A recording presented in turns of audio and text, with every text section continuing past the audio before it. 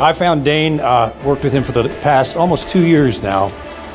A man of tremendous character and integrity. And trust is everything for me from where I come from. And Dane is a man of character. He is, I call him the quintessential professional. He is professional all the way. His research is outstanding. And more than anything else, he's got the guts and the courage that few have to come out and put this stuff up here at his own risk and allow people like me to come too.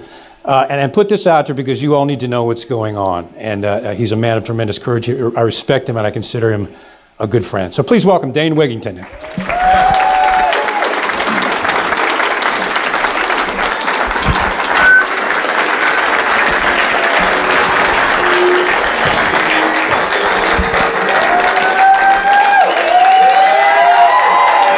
Thank you. And Kevin Shipp, stay Kevin, from a man who tells me I have courage, a man who has literally risked his life from the CIA, a decorated CIA veteran who, the only one like Kevin to have actually blown the whistle on the type of criminal corruption that's going on with the shadow government. So if I could reflect that to Kevin, it's a tremendous honor to know Kevin, to have him here. And if we had a few more people like Kevin, we wouldn't be in this mess. A few more people in the government, the CIA, and all the agencies, all the order followers. Kevin is not an order follower. Thank you, Kevin. If we had a few dozen people like Kevin, it would be enough to put a break in the dam. And Kevin is making a tremendous difference because of who he is. He's unique in the degree to which he has blown the whistle, and he's working together with John Carrico. I'm not sure how many know who John Carrico is. He is the whistleblower on torture, and who is the only person to be put in prison, the whistleblower. And Kevin is working with all these people. We hope you have a presentation at Reading at some point in time with Kevin, with John Carrico, with John Drake, people who have shown immense courage to blow the whistle like Snowden has. So again, it's an honor to be in the room with Kevin. And for everyone who's come here, everyone who's shown the courage to come some great distances. We have people from Oregon, from the UK, from France. Tremendous differences to be in a room with others who care, who are not willing to look the other way. And that's what it comes down to. If we're not here for a reason, then, or to make a difference for the better, why are we here? And how many people are going about their lives right now as if their lives are going to continue on in the same way that they are, while their children are being poisoned? And my gratitude to Dr. Sherry Tenpenny for her courage in trying to share such critical data that if parents aren't willing to examine what their children are being injected with, how can you look at your child and claim to care? So again, for me, it's an honor to be in the same room with Dr. Sherry Tenpenny, Kevin Shipp, and every one of you for taking the time to come. On the climate engineering issue, what we face is an existential threat. And many people in academia do not accept that. And what I found after 15 years of working on this issue, some of the hardest people to reach are in academia. It's hard to add to a cup that's already full.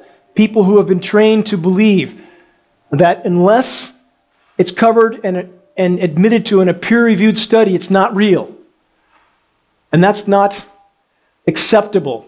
When we can see with our own eyes, take a look, you can see where that trail started. This is a recent image taken over Russia. That's a 787. Do you think that's condensation that just happened to start a few hundred feet behind that aircraft? What are they spraying? What's it doing to us? And is this not an existential threat? Because if we can hide from vaccinations, which we almost can't anymore, how can we hide from the air that we need to breathe to survive? At what point do we not consider this, in addition to climate engineering, weather warfare, at what point is it not biological warfare? It is. It can't be separated from that. And when we live in a society where academia is unwilling to admit to what we can see with our own eyes, blatant, obvious, inarguable aircraft spraying, what sort of Orwellian world do we live in? And are we to sit by and accept this sort of denial when we have film footage like this clearly turning on and off. And we have academicians, paid scientists, the so-called experts, the same experts that are telling us that it's okay to inject aluminum and mercury into our children in vaccinations. The same experts are telling us this is just condensation that magically turns on and off with different conditions in the atmosphere. You can't argue with this. At what point do we believe what we see with our own eyes? And this is a battle that I never ever wanted. Many people have heard me say this over and over. I never wanted to do this, but I could not go on about my life once I knew what I knew and look the other way. How can one tolerate living under skies that are toxic when it's killing the entire web of life, literally? And we are in a very limited time frame if we stay on the current trajectory. Over Yosemite Valley, Ron Kauk, one of the legends in Yosemite, a good personal friend, internationally famous rock climber, took this footage. I communicated with Ron earlier today. The amount of dead trees in Yosemite is already staggering. The entire valley is dying. And who could think that living under that is normal? What sane person could think that this is a sky that we would accept as being normal in any way, shape, or form? And again, how can we live in a community of academia that pretends that this doesn't exist? And we need to hold those such people accountable in your area, your own weatherman, your own news anchors, to share credible data with them and those around you until we pull this issue to the light of day where it can no longer be hidden. Now, this is recent footage we just posted 2 days ago. I'm not sure how many of you have seen this, but it's quite profound footage. And already, as soon as we posted this, the disinformation people, of which there are legions, and as we help to bring this issue to light, as we get closer to reaching a critical mass of awareness, they are all over everything I post. Immediately, as soon as it goes out, they try to go into damage control, and they did so with this immediately. You can't argue that aircraft is spraying with any sort of reason. Obviously that aircraft is spraying. So the more credible data we put out, the more inarguable data we put out, the more legions of disinformation people we have trying to refute that data. And for those, again, for those that aren't familiar, I know we have new people here, and sometimes I forget that, because when you're too close to the forest in this battle, and I've been in this battle for 15 years, sometimes you forget that others don't know exactly what we're talking about here all the time. Climate engineering goals, solar radiation management to block the sun. That's how I got into this battle 15 years ago, when my home was on the cover of the world's largest renewable energy magazine. And I, after growing up in Southern California, in smog, and fighting my whole life to get out of that, and then finding out that I was losing massive amounts of solar power from whatever these aircraft were emitting. It could not be condensation. You can't lose 70 or 80% of your solar power uptake from condensation. It had to be a sprayed particulate. When I began to investigate, I was completely shocked at the mountain of data that we were not being told from academia. Began to test my own rain. Found massive amounts of the same heavy metals, toxic heavy metals, named in climate engineering patents were in my rainfall. From 7 parts per billion on an initial test to, within 18 months, 3,450 parts per billion of aluminum in the rain, which means it's coming down in the air column. That was nearly a 50,000% increase. How is one to turn the other way and ignore that? Massive amounts of aluminum raining down through the air column. Every test I took, it got worse. We live on the West Coast, no industry.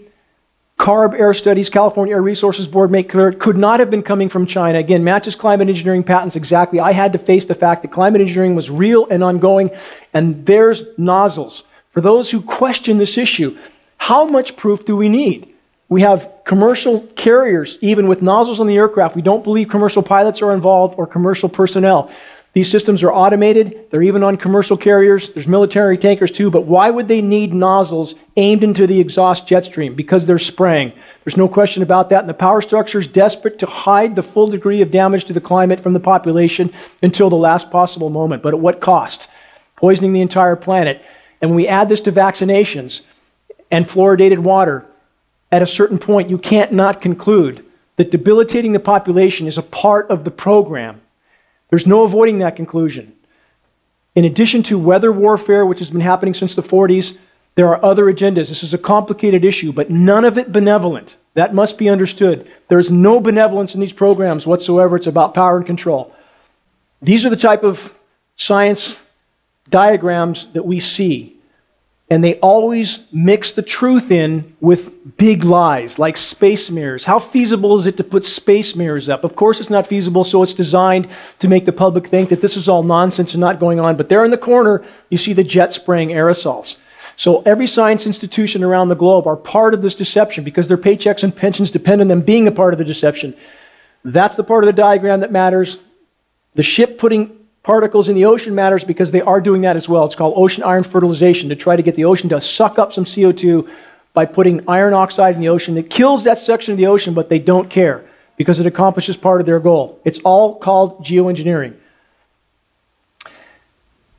Who could argue that that cloud formation has been modified? You see on the right, that's the coast of Africa there. And off the coast of Africa, we see tremendous amount of radio frequency manipulation with the aerosolized cloud cover. It makes the cloud cover more electrically conductive and more susceptible to radio frequency transmissions. I'll get to more on the transmissions in a moment because they affect us as well. We are also largely made of water, are we not? And these radio frequency microwave transmissions affect us as well. So when we see that kind of herringbone patterns, those cloud covers are being manipulated with radio frequency transmissions. This is what we see off the coast of California. Let me back up one more there if I can. There we go. Off the coast of California there. Too sensitive. When people hear, and I hear from people in California that think the aerosol spraying has stopped. It has not stopped, and that's typically what we see. If you look at California in the lower left right here, nothing over the land, but look what's happening over the oceans.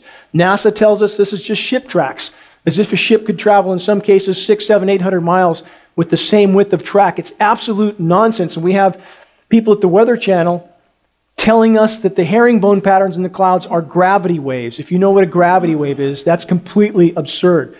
So all over the globe, we can almost find nowhere that's not, at this point, tainted and manipulated. The entire system is off the rails. Square clouds. These are from NASA satellite images. Now, who could argue that that's not been manipulated? Of course, that's not a natural cloud cover. And again, we see this every day around the globe. Off the coast of California especially, they can cut off our rain as long as they want. That's what's important to remember. They control the spigot.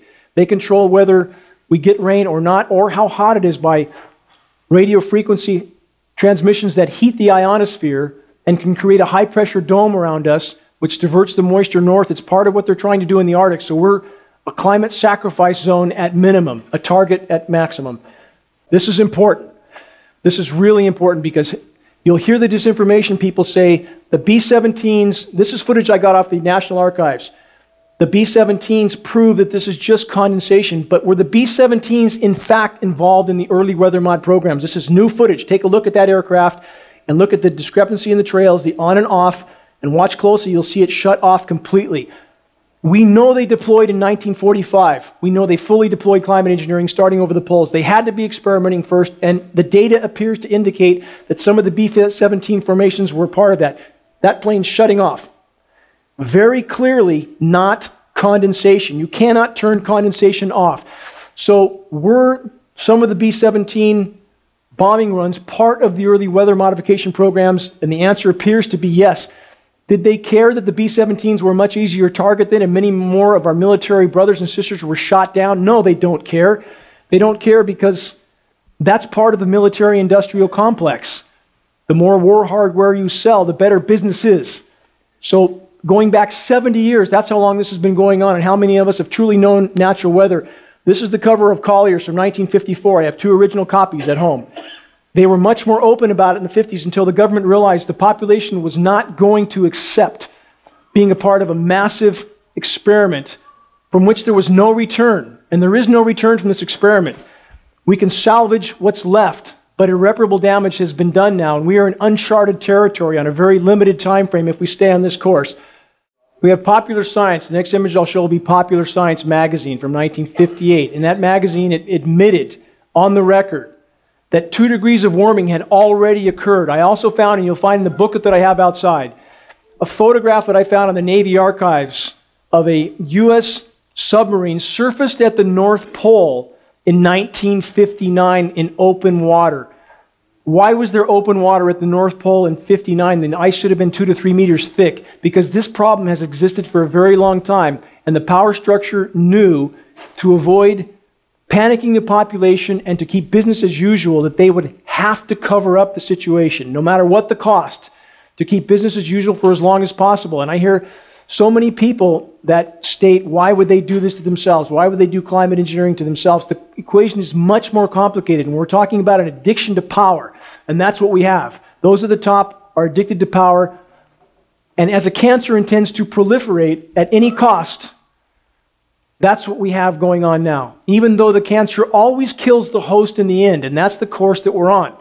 Popular Science magazine, Weather as a Weapon. Again, you can see any of these posts, the Collier's magazine or Popular Science, you can look at and read the full post at geoengineeringwatch.org. Any subject, if you search geoengineeringwatch.org Popular Science, geoengineeringwatch.org Collier's, you can find these full posts, read exactly what was stated in 1950, which our academicians today deny. They openly deny that we are at this point in technology. We've been there for 60 plus years, and they deny it today because they're trying to save their careers, if you will. Military leaders urge Trump to see climate as a security threat. This is important. Consider that one, would our military leaders ask our permission to do this? Of course not. Did they ask our permission to detonate 2,000 plus nuclear bombs? Did they ask our permission to do the biological testing? They've done several dozen tests on the U.S. population. So what else is important to consider with this is that because it's a national security threat, everything is classified. Everything. And that's how they can put a gag order on all the weathermen. Gag order right now, illegal federal gag order on all National Weather Service and all NOAA employees. So we have the military admitting it's a national security threat, and if we think they would ask our permission, that's a very naive notion. We are getting some good press. This is a National Health Freedom magazine. This is a major article that they published of mine. So we are getting good publicity that is planting a lot of seeds, as Dr. Tenpenny mentioned. This full article is on geoengineeringwatch.org as well. This is extremely important. Most people have no idea the effect of frequencies on water and the web of life and particulates. So when you see these clouds that I mentioned, the Weather Channel and others try to claim are gravity waves, which is absurd, or they claim some feature on the ground is causing these ripples in the clouds. Also absurd because we see the same formations over the ocean where there is no topographical features. These are from frequencies. Frequencies affect all of us. Electricity is frequency. Life is frequency. And when you see what these frequencies do to particulates, which this film so clearly shows, you have to see this to believe it.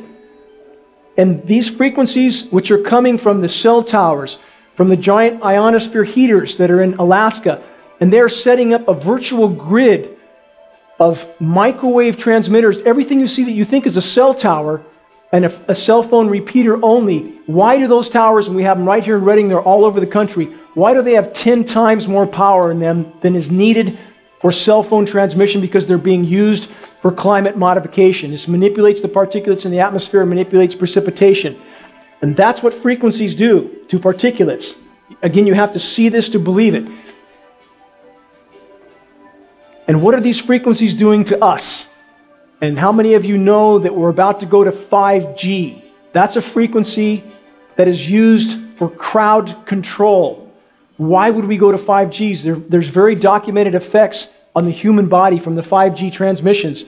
And if frequencies do that to particulates, again, what's it doing to us? What's it doing to the web of life? Given anything that's alive has water in it in some form or another, what's happening to us with this? And the next video is even more profound because you can see what frequencies do to water.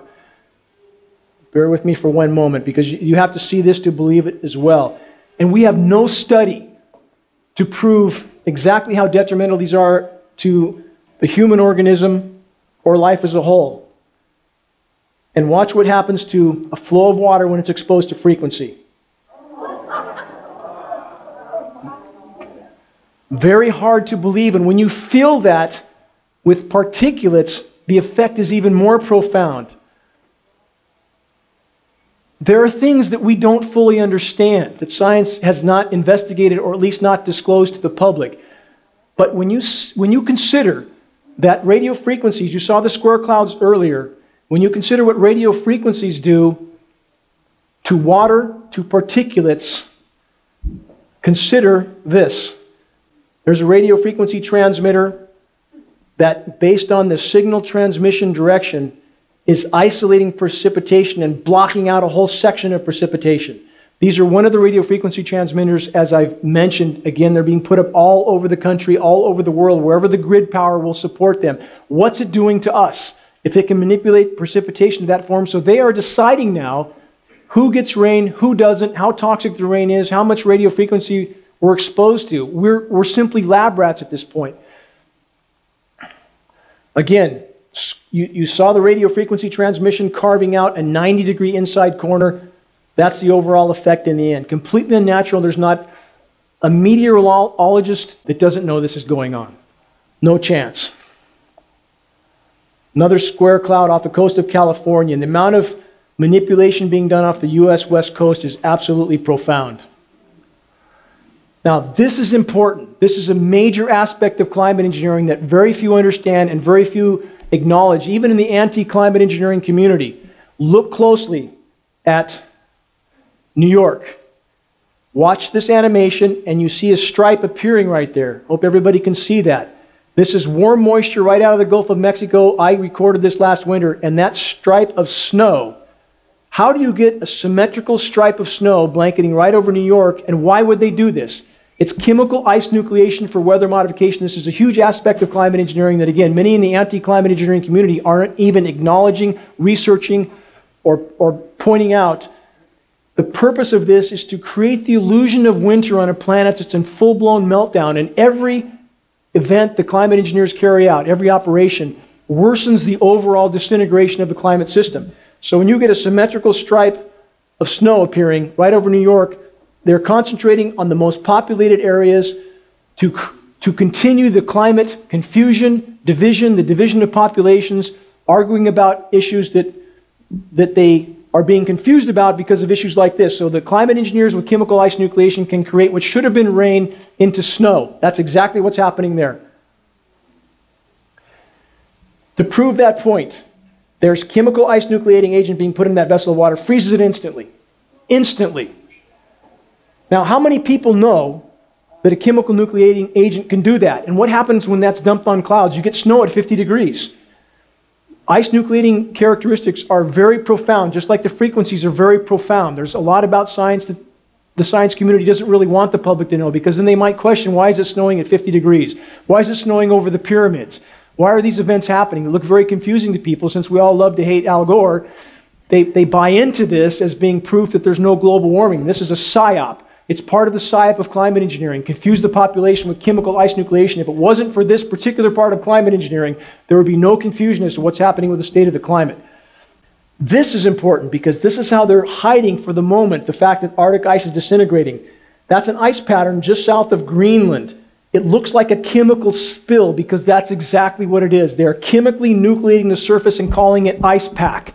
So statistically, they can pretend that there's still some ice in the Arctic. We may have a blue ocean event this year with huge ramifications. I'll get to that in a moment. But this is chemical ice nucleation on the surface. It's completely unnatural ice nucleation on an ocean that's too warm to support that nucleation. This is what happens when those nucleating materials wash up on the shore. How many people think that could be natural? Perfectly spherical ice boulders. And when we have academia, Weather Channel, Weather Central, and all the rest, and our local weatherman, Mike Mangus, if anybody knows who he is, all lying, all absolutely saying whatever they're told to say, reading from a script done for them by Raytheon, because Raytheon does all the weather modeling for National Weather Service and NOAA. Who could think that that's normal? And it's happening all over the globe. That's the Baltic Sea. Same thing. How do ice balls wash in from oceans that aren't even freezing? The other one was ice balls, by the way, on the shores of Lake Michigan, and that happened at 40-degree water. How do you have 75-pound perfectly spherical ice balls on 40-degree water? That's the degree of desperation we have from the climate engineers trying to mask the severity of damage done to the climate. This is important because this is about the Dakota protesters. What happened? This was with temperatures at nearly 50 degrees, if you look right there off of Duluth, as this moisture, which again was far above freezing, you'll see a big, right, you see that big snow zone pop in and pop out right there? right where the laser is shining. They were chemically nucleating snow over the Dakota protesters to freeze them out. They did the same thing to the Wall Street protesters. This is a very simple process for the climate engineers. It's a patented process. The Chinese scientists openly announced they were doing this. Any of you can look this up. If you search Chinese scientists engineer artificial snowstorm, you'll find Popular Science, and Fox News covered it. This is real, but how many people even know this is going on? Because they don't want to know. How many people stop to consider that injecting mercury and aluminum into your veins with vaccinations is certainly harmful? People don't want to know, but it's up to us to change that equation. This is what happens when you chemically nucleate a storm, and this is a current map. Right now, July 31st to August 24th, what's going to happen? We're going to be continuing in record-shattering warmth in the west, while we have a bullseye of engineered cool down in the middle. Meteorologically, this scenario is impossible and unprecedented. And I've documented this again and again and again, the weather whiplash being created with chemical ice nucleation and jet stream manipulation. That can't happen without climate engineering. Record low temperatures perhaps in the middle of the B and record high on the west coast. So they manipulate weather whiplash scenarios, and that keeps the population confused and divided as to the true state of the climate. That's a current map right now. They're heading for that cool down back east while we're going to continue to fry here, and they can keep us frying as long as they want. This is Larsen C. If you don't know, an iceberg the size of Delaware just broke off, sticking up 600 feet out of the ocean. It's one of the largest chunks of ice ever to break off, and now the whole Larsen C shelf is probably going to disintegrate. And why this is so important is because that then allows the land-based ice to slide off into the ocean. So climate engineers are trying to hide this. And the clouds you see in the background, the wispy clouds, those are all aerosols, and they're geoengineering over the poles to a horrific level. In fact, now some of the climate scientists are wondering why there's no clear sky over the poles almost at all. And what's it doing to the atmosphere? As I mentioned a little while ago with the B-17s, World War II, they started climate engineering over the poles. Where was the first ozone destruction we saw? Over the South Pole. And they blamed it on CFCs, chlorofluorocarbons, but the primary causal factor was climate engineering. It's destroying the ozone layer. NASA in 2014 admitted that they were getting UV readings comparable to the surface of Mars. How many of you can feel how hot the sun feels on your skin? It's hard to miss, and many people convince themselves they're getting older and more sensitive. That's not the case. We're seeing UVB levels many times higher than we're being told. We're seeing UVC on the surface. That's a DNA-altering level of UV radiation. It's happening now. We're not being told. If we had no other issues, if we had no other problems, we have a NASA engineer working directly for us with very expensive state-of-the-art equipment. At the current rate of ozone destruction, he gives us 8 years until total ozone collapse. If we stay on this course, and if that happens, if the ozone layer does collapse, it's game over. If we had no other issues, that would end terrestrial life on Earth and most aquatic life. And right now, to give you an idea of the severity right now, and many people don't believe this, especially in academia. Hardest to reach, they don't want to believe this. They're told not to believe it. We're down on plankton populations right now about 60%. UV is killing plankton as well, along with a lot of other things. No plankton, no life on Earth. It's killing trees. No trees, no life on Earth. The walls are closing in from every direction, and so many roads lead back to climate engineering. This is methane, another key factor in the equation that climate science community does not even acknowledge in their equation. This is not methane from cow flatulence, which is a part of the equation, but that's used to anger people and get them to ignore everything. We have massive methane deposits that are releasing from Arctic tundra and the seafloor. Massive methane deposits. Methane over a 10-year time horizon is from 100 to 120 times more potent than CO2 as a greenhouse gas. It's covering the planet right now like a layer of glass, trapping heat. That's why nighttime lows are rising twice as fast as daytime highs. Now, this animation, watch closely. What we're not told. We're told about Arctic ice extent, which is the surface area, which they consider slush as ice pack, which it's not. So they hide the statistic, but what they don't tell you about is the mass, the volume. There is the volume of Arctic ice. It's going straight down. How long can they hide that? And what happens when that ice disappears? The ocean starts to heat at an exponential rate because the ice deflected 90% of the incoming thermal energy from the sun. When that ice is gone, the ocean will absorb 90%, further thawing methane. We think there's enough methane in the Arctic alone to cause a Permian-style mass extinction 100 times over. There's enough methane in the Arctic to turn the planet into Venus, literally, and that's called a pango. It's methane that's thawing and building up pressure in the Arctic tundra, and it explodes like a massive nuclear bomb and expels methane into the atmosphere, and that's what it looks like. Not sure how many of you have seen that. This explodes right out of the tundra, putting immense amounts of methane into the atmosphere, and it's happening on the seafloor. They're seeing the heaving on the seafloor from massive methane expulsions, and I can't stress enough, if we had no other issues besides the methane issue, if this process continues and a large enough component of methane enters the atmosphere, life on this planet as we know it will end. And this has happened before without human activity. 55 million years ago, the Paleocene-Eocene thermal maximum, in 13 years, mass extinction occurred on our planet. And now we have human activity on top, triggering this sort of response from the planet. If this continues, again, mathematically right now it's an exponential equation. If you've been trained to believe such events take millennia or centuries, it's not the case. Right now we are free falling into what would be more accurately termed an abrupt climate shift, and climate engineering is making it worse, not better. Forest fires, most directly linked to climate engineering. Why? And this is not to ignore anthropogenic damage to the planet, but climate engineering is toxifying the rain, which poisons the root systems, which kills the trees, destroying the ozone layer, which kills the trees, disrupting the hydrological cycle, the rain cycle, which kills the trees, creating more dry lightning because the atmosphere is more electrically conductive, as I explained earlier in this presentation, so you have more dry lightning. And you have also an incendiary dust. These toxic metals are incendiaries. They coat the foliage and cause explosive fire behavior. How many of you have heard firemen talk about fires that are behaving in ways they've never seen before?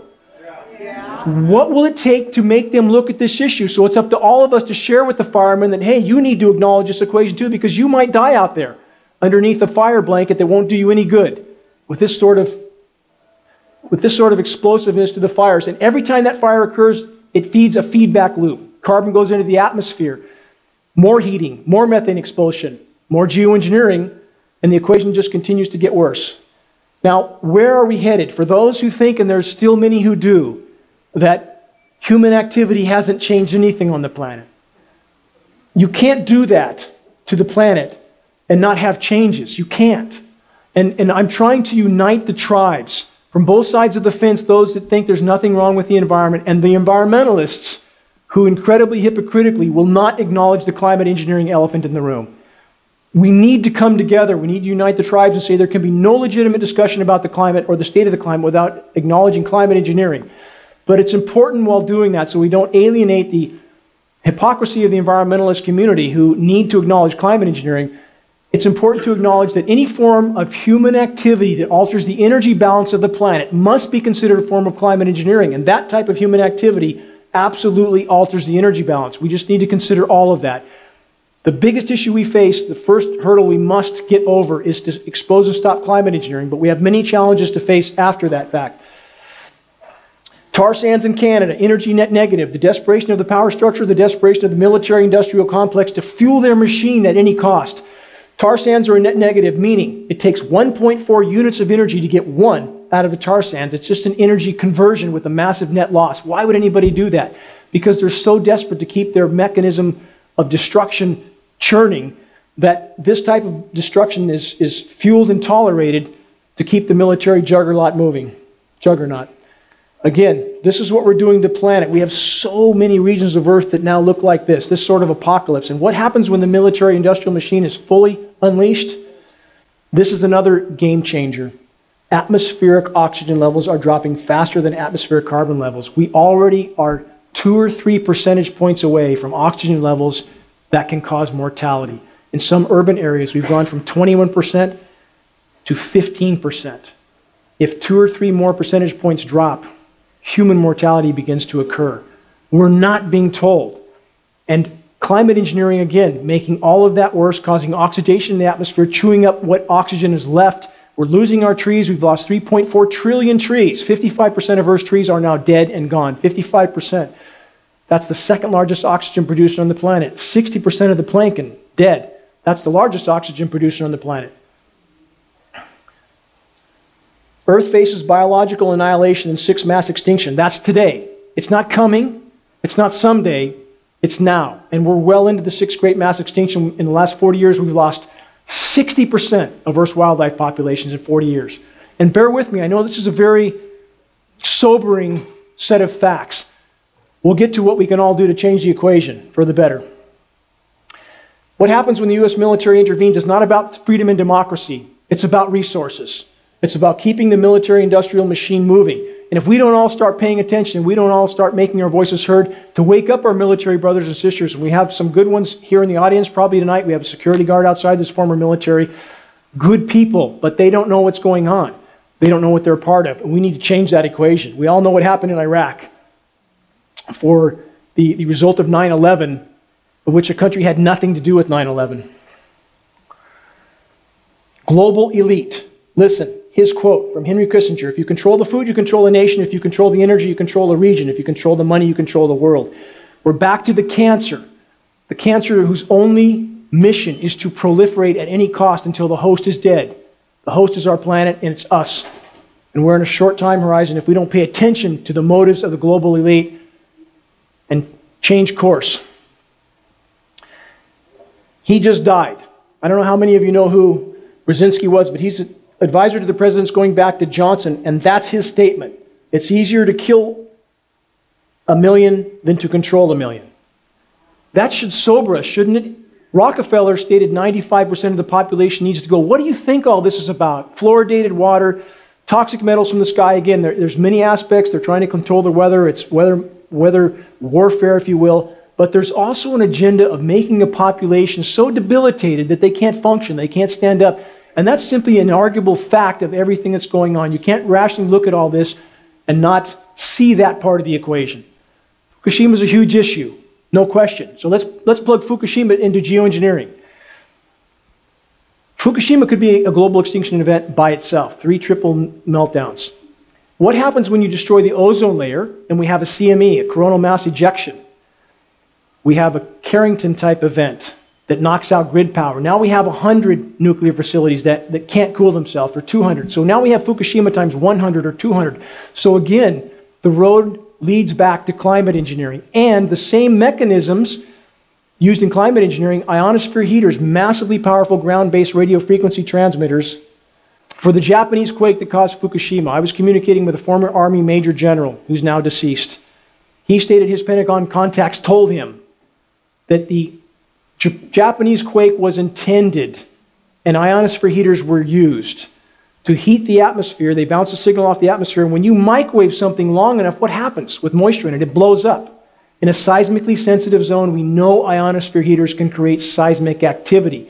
What this military major general told me was that the Fukushima meltdown was not intended, but what happens when you create a 9.0 quake? Bad things happen. And what happens also when Israel and the U.S.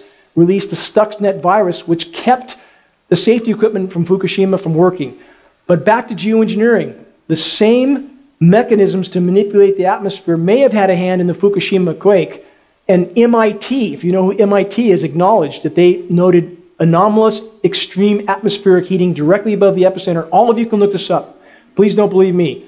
They acknowledged this heating in the days prior to the quake. So again, another road leads back to the same mechanisms of war that climate engineering is connected to the Fukushima quake. So we have aluminum, bee die-off. Most of you know the bees are dying. Peer-reviewed study now states clearly, aluminum saturation is killing the bees. Look it up. Same with the whales. Same with Alzheimer's dementia. We have peer-reviewed study now to prove. New studies, if you haven't seen it, look it up. Aluminum has now been proven in peer-reviewed study to be the core factor in Alzheimer's and dementia, that without that factor, no matter what else is involved, there would likely be no Alzheimer's or dementia in a normal lifespan of 100 years. Aluminum. And it's coming down in our air column. We've done 70 lab tests in Shasta-Siskiyou County alone. Massive amounts of aluminum are coming down in our air column that can only plausibly be related to climate engineering. Autism, same. MIT has stated 1 in 2 will have autism in 10 years. 1 in 2 kids. Where's the red flags? And vaccination is obviously connected to that, but all sources of the same toxic heavy metals. Tree die-off I explained as well. This is Syria. And this is what happens when you fully release the military-industrial complex. This is what's happening all over the globe, and we don't see this. This looks like something out of an apocalyptic movie. But this is the path we are on, and anybody who doesn't think that LA or San Francisco could ever look like this, think again. Once you release the dogs of war and the bombs start dropping and we have a completely out of control military-industrial complex that will do anything to survive, this is the direction we are headed for the entire planet. And where are the global elite going to go? Underground. This is Camp David. Massive underground complex, and that's what they're doing. They're digging into what's called a DUM, deep underground military base. They will not survive either on the current direction. We're on track for what's called Venus syndrome. Encourage you to look that term up and you'll find out exactly what happens if you trigger certain events on a planet like Earth. Same thing happened on Venus. That might buy them a little bit of time, not much, but that's where they're headed. Characteristics of sociopathic or psychopathic personalities. We're not dealing with sanity, and that's incredibly important to understand. We're dealing with people who don't look through the same lens as we do. If we sit down on the bench and pretend it's all just going to magically go away like many of the spiritual institutions are doing, environmental groups are doing, that's not going to save us. The ship's going down, we're knee-deep in water right now, and that's the kind of characteristics we're up against. No compassion. No regard for the consequences of their actions. In fact, that's a common trait for many forms of psychosis, like psychopathic behavior. No comprehension as to the consequences of their actions, even to themselves. This was taken near where we live, and the half-dead pine tree was the inspiration for that statement. And that's the question I would have to everybody here. Will we give up because of what is already dead, or will we fight with every fiber of our being to preserve what is still alive? Now is when we find out what we're made of and why we're here. Period.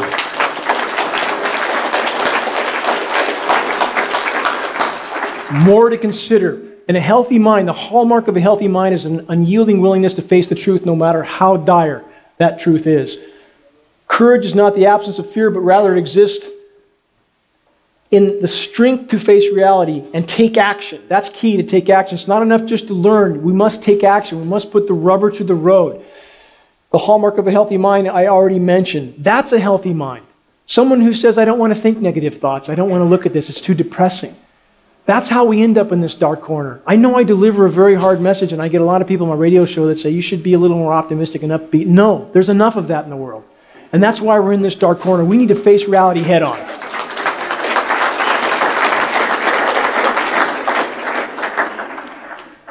That's important to consider, because that's the world we live in. When the whole world is silent, even one voice becomes powerful, and every one of you could be that one voice. And the example I've used, because it needs to be considered, that any one of you could be the pebble that causes the landslide. You could be the last one that causes the break in the dam, and we're close to that. So many people know this is going on. And if we reach that point of critical mass where we finally force this issue into the open, there will be a shockwave around the globe. I'm not saying our problems will be over. They're not over. They're just beginning. But what else gives solace besides facing an issue head on and knowing your life has meaning? There's meaning that the reason you're here. I didn't want to spend the last 15 years of my life doing this. My whole family, I don't get to see them much. They help me as much as they can. But how can we look the other way? How can we look our children in the eyes? How can we look ourselves in the mirror if we don't fully engage in the fight for the greater good? And in this particular point in time, the stakes are total. Our time horizon is unimaginably short, because as the power structure can't hide things like the Arctic ice implosion, the methane expulsions, once that's out in the open and the population panics, the power structure will play big cards. And they're close to that. I would argue they're very, very close to that. And Kevin will allude to more of that after my presentation. But we must beat them to the intersection. We must expose this issue more than all others, because it's equally harmed everybody around the planet.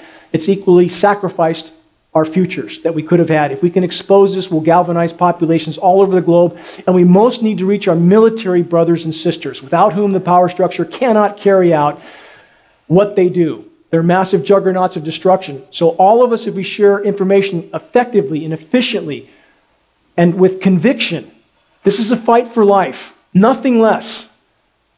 If we don't stand in this gap right now, we'll have nothing left to salvage.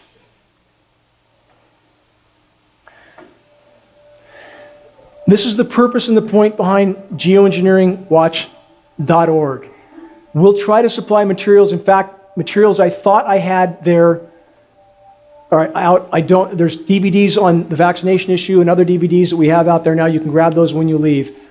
But I ask all of you to consider the time frame we're on and what difference we might yet make at this late hour if we simply stand together, learn how to effectively share this data with others, and plant those seeds that will be forced to sprout very soon. There's headlines that can't be avoided much longer. So I'm deeply grateful to all of you for attending and for helping us to sound the alarm, because this battle will take all of us. It can't be done by a few of us. Thank you.